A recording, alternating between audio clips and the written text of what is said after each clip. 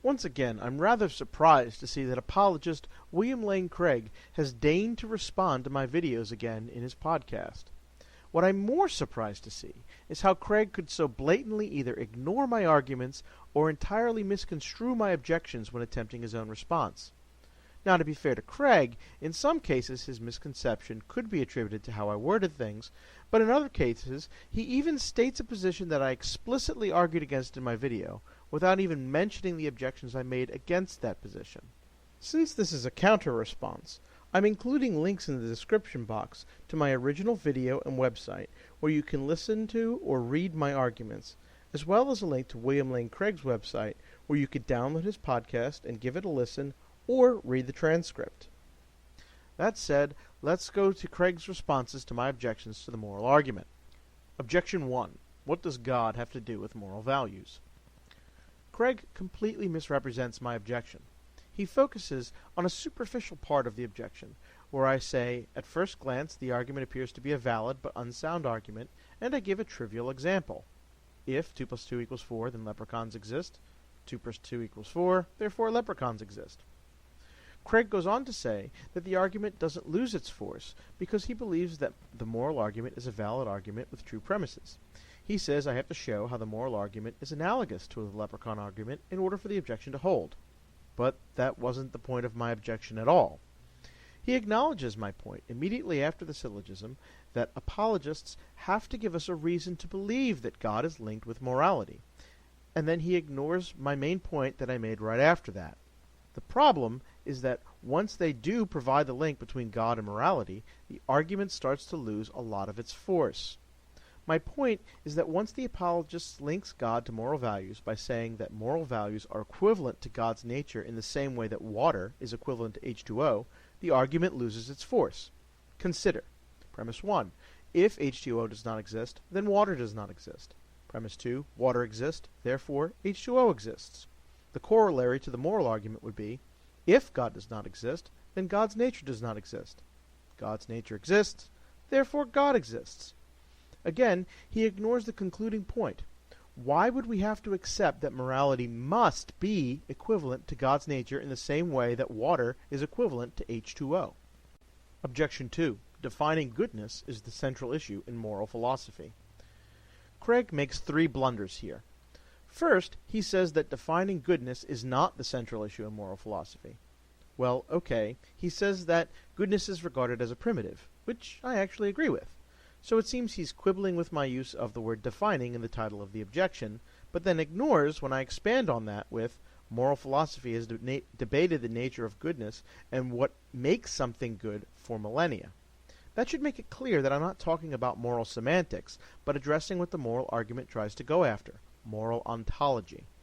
The entire debate is literally about what it is that makes something good. That is what modified divine command theory attempts to explain. It explicitly says that things like love or truthfulness are objectively good because they are grounded in God's nature. He says that he doesn't mean objective in the object-like sense that I alluded to in my video, and that this is a misunderstanding. In my defense, quite a few apologists do describe morality in terms of being a unique kind of thing that is part of the fabric of reality. However, Craig means something else. He points out that he means objective in that moral values are objective if they are mind-independent. Now, I address this kind of objectivity later in my article, but I'd like to pause here and point out that Craig has contradicted himself based on prior statements. First, Craig holds that objective moral values are grounded in God's nature. Craig holds that moral values are objective only if they are mind-independent. But Craig holds that God is an unembodied mind. And therefore it follows logically that the transcendent cause of the universe is an unembodied mind. And thus we're brought not merely to an uncaused cause of the universe, but to its personal creator. How can Craig say that God's nature is somehow mind-independent when he holds that God is an unembodied mind? How can the nature of a mind be mind-independent? After all, being a mind is a necessary condition for something to be loving or truthful, or all the other properties Craig wants to stuff into God's nature. The only option Craig has here is to say that if God exists as Craig conceives of him, it would be a mind-independent fact that his nature is loving. Given that Craig says that a property being in God's nature is literally what makes something good, this poses an odd issue. The only way Craig gets to be mind-independent is in a purely descriptive method, and it's certainly very easy for an atheist to get that kind of mind-independent objectivity.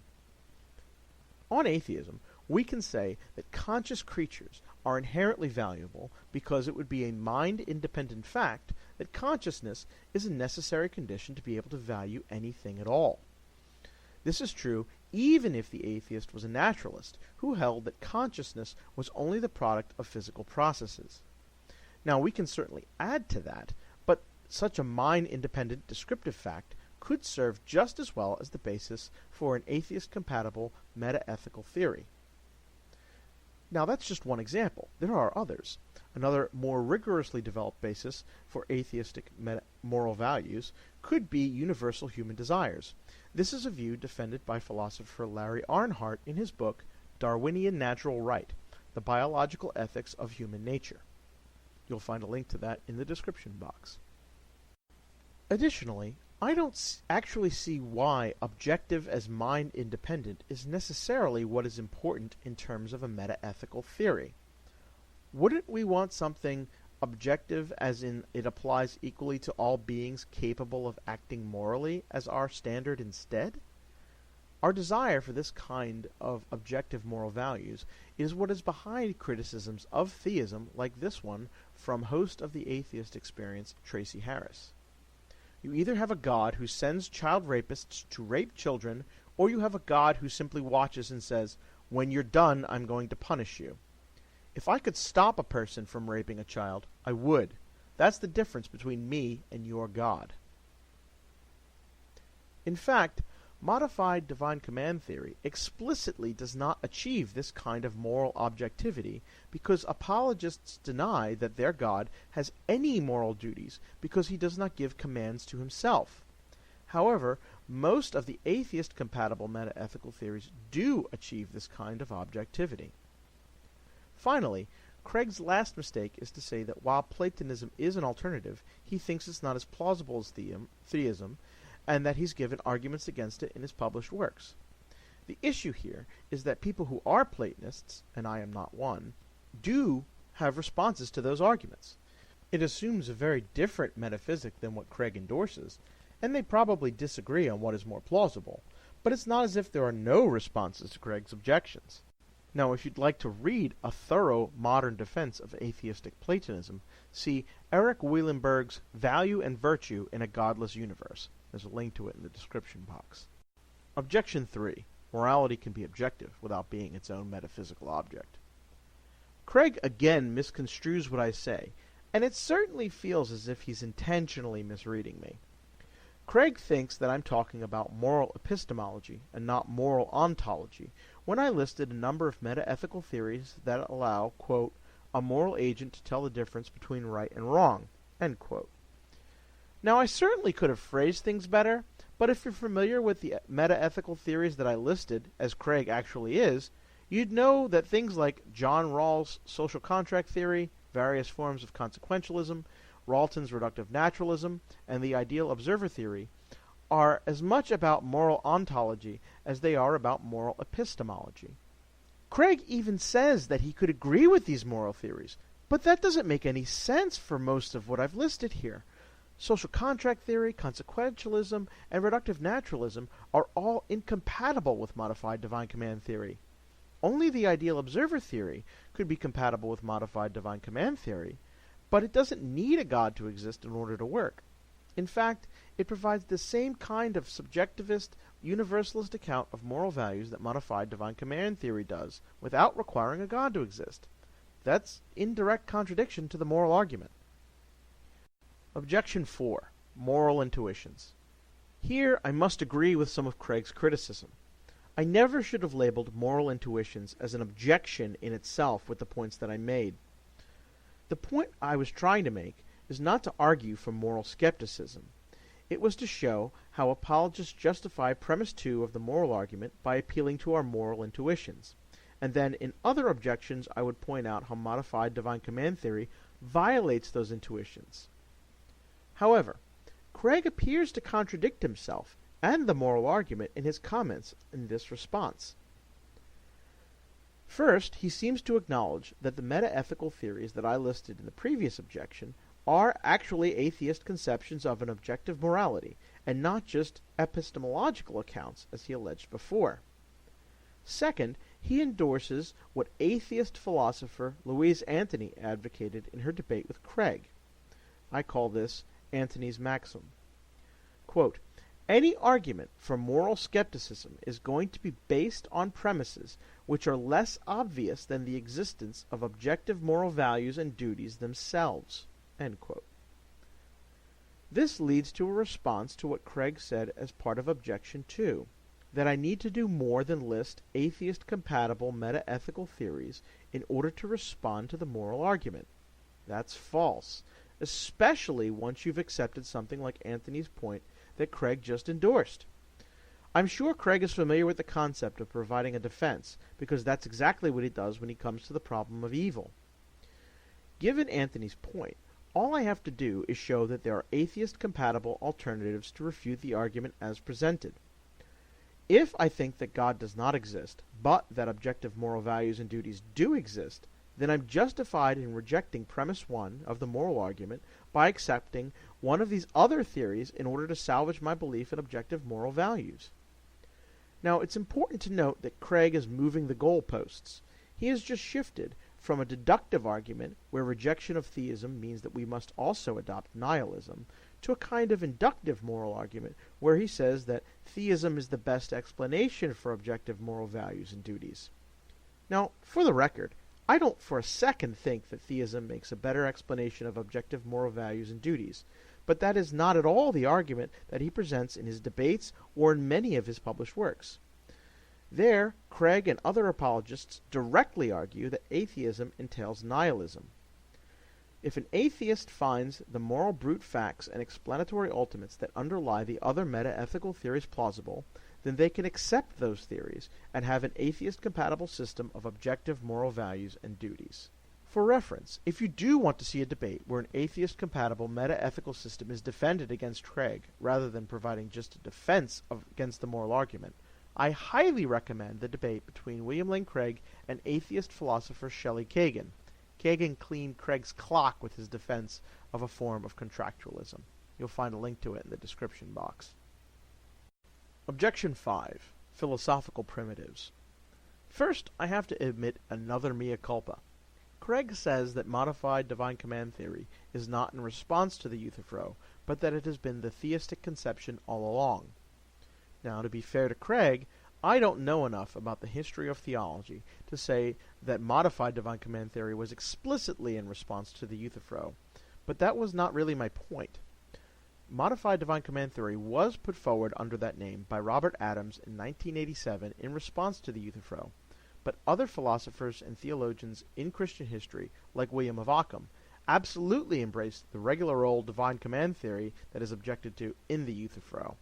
So, this point's kind of a wash. Now, Craig goes on to say that he agrees with my presentation of modified divine command theory. Something is good only because it is in God's nature.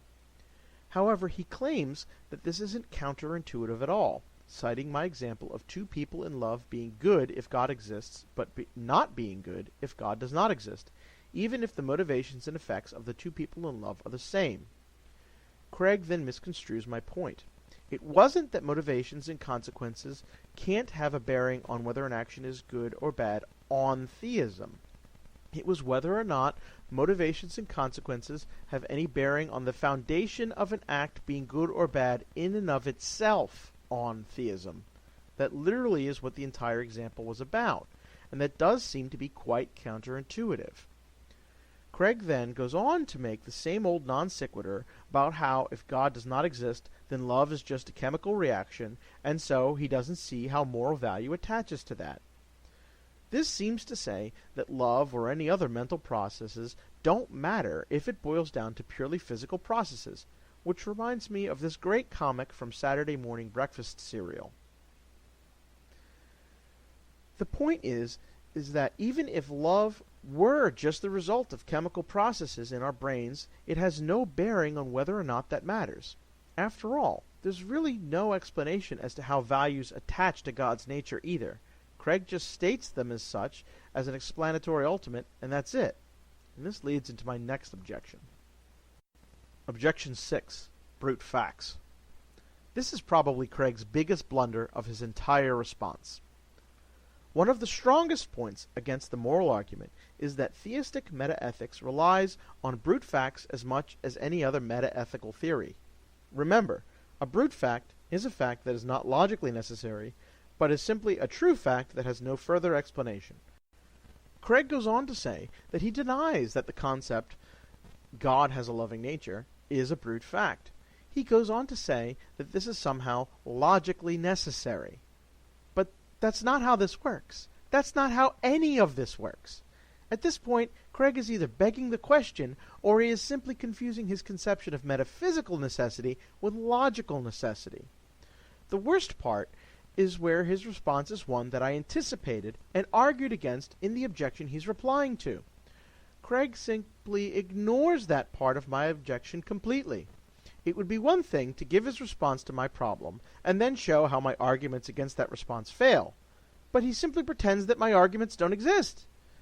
Craig says that God having a loving nature is logically necessary because God exists in all possible worlds and that he is the same in all possible worlds. This view has two problems when you combine it with the belief that a property being good is only good because it is in God's nature. This is something I pointed out in the original article. There is no explanation as to why God's nature is loving instead of, say, hateful.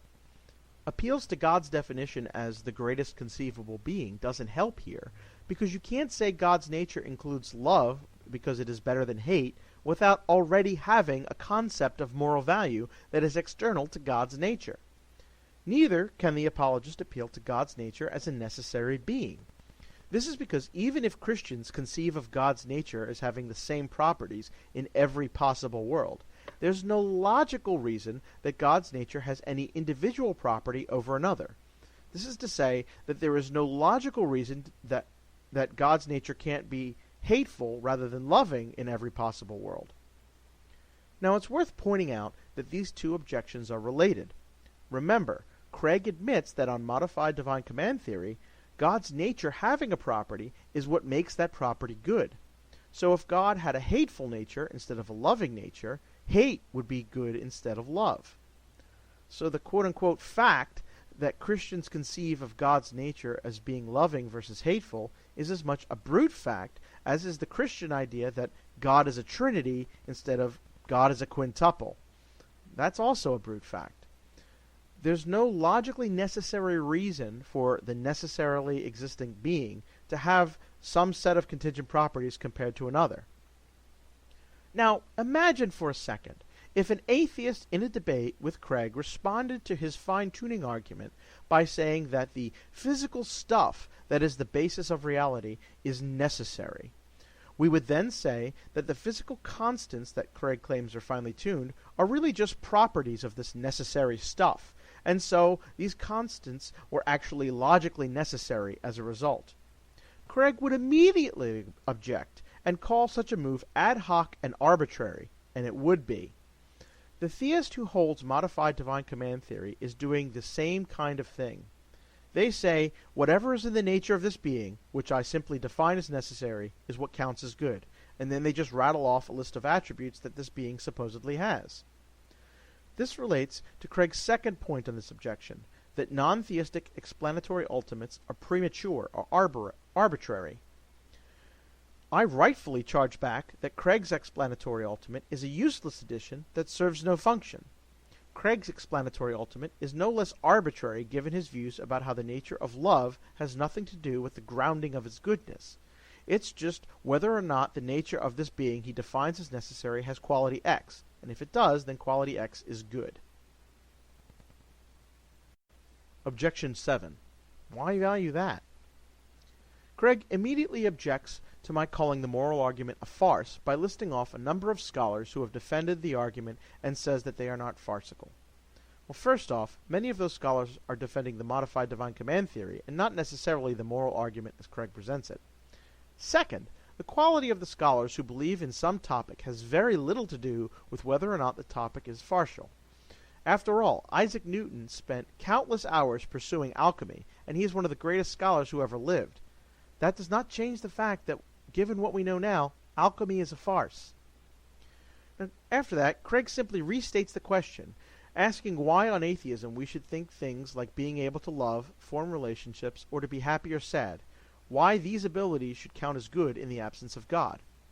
Well, the answer to that is in the previous objection. The tenets of humanism can be used as a basis for our moral brute fact, or as Craig called it, our explanatory ultimate. The fact is that when we reflect on those qualities and abilities, we seem compelled to believe that there really is something special about them in themselves. The fact that Craig does not like this explanation has no bearing on whether or not we have one, and that we can use that kind of explanation to get an objective moral value system. Now, after all, the same kind of question can be turned right back onto his meta-ethical theory. Why value the qualities found in the nature of a being you call God?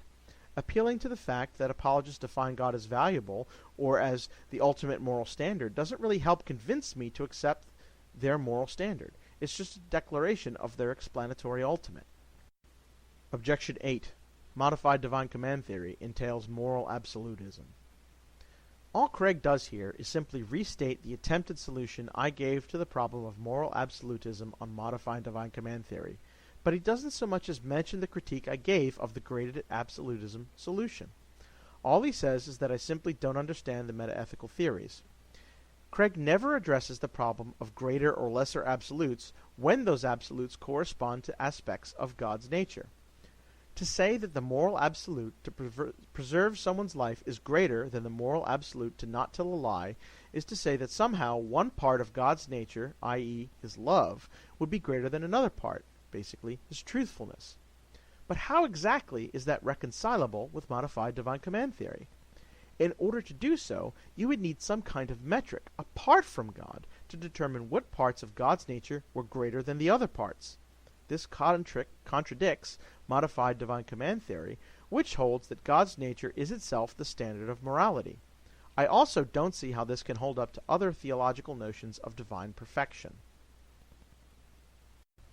Objection 9. Christianity plus modified divine command theory entails moral absurdities. I love Craig's initial response, to act as if this is all old hat that he's heard before. Oh no, here come those atheists pointing out all the morally abhorrent things I said again. Craig tries to say that this isn't an objection to the moral argument, but an attack on biblical inerrancy. Now, while I agree that Christians can respond to this objection by taking rather novel approaches to the concept of inerrancy and denying that their God actually commanded these things or permitted slavery or all the other atrocities, this does bring on other problems related to other arguments that Christian apologists need to make, like the argument for the resurrection of Jesus. Are we to believe that parts of the Bible where God commands genocide and permits slavery aren't literally true, but the accounts of the resurrection are literally true? Now, besides that, Craig ignores the tie-in to the moral argument. The fact that on his meta-ethical theory, these genocides aren't just permissible, they're morally obligatory. Acceptance of modified divine command theory is critical to excusing the genocides, because modified divine command theory entails that God himself has no moral obligations. It also ignores the point that these kinds of commands violate some of our strongest moral intuitions, like not slaughtering infants and young children. As I pointed out in Objection 4, Craig appeals to those same moral intuitions when he justifies accepting that objective moral values and duties exist in the first place. That is part of the point in the objection.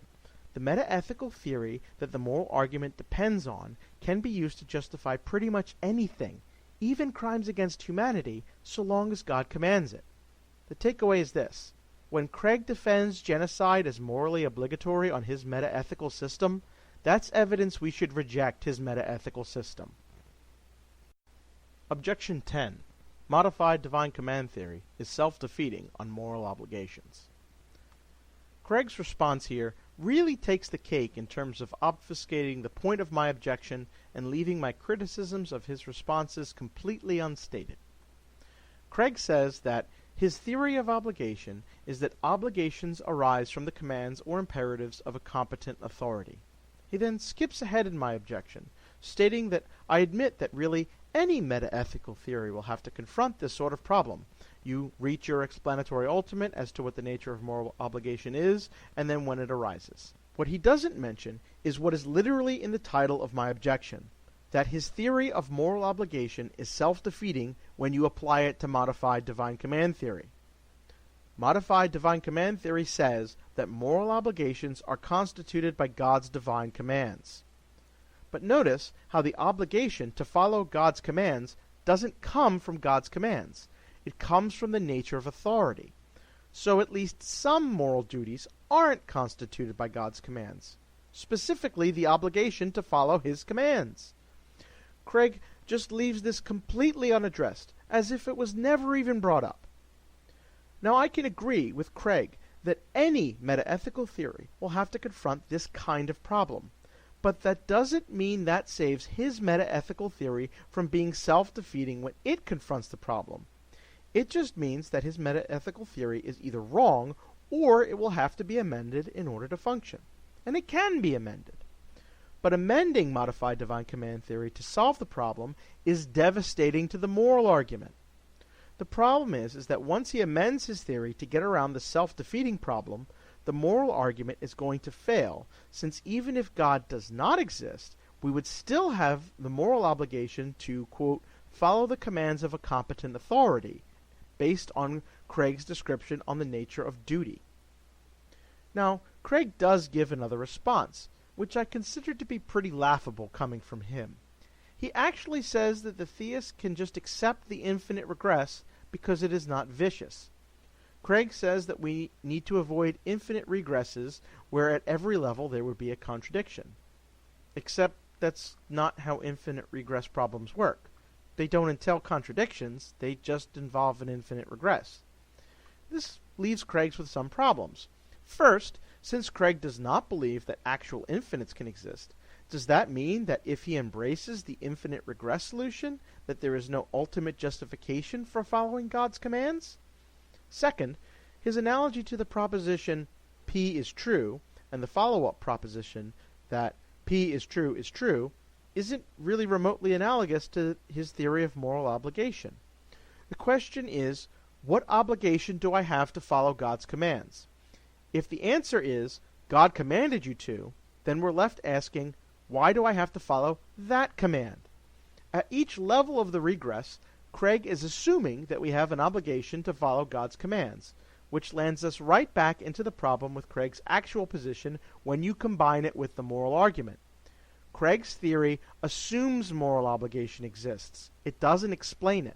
Craig concludes his response by saying that this kind of problem eventually boils down to whether or not we find an explanatory ultimate for moral obligations plausible, which I actually agree with and stated as much in my initial video. What Craig leaves unsaid is that we're just arguing over intuitions at this point. An atheist is perfectly justified in selecting one of the many atheist-compatible theories of moral obligation if they find that plausible. Craig can of course say that he disagrees because he finds it less plausible, but that doesn't mean that atheists don't have any theories of moral obligation. It just means that the ones we have aren't plausible to William Lane Craig. That's why the moral argument fails for both moral values and moral obligations. Once we've granted the basic assumptions required by a metaethical theory, it is rather trivial to derive a kind of objective system of moral values and obligations, and there are plenty of these available to atheists. If you've made it this far, thank you for watching.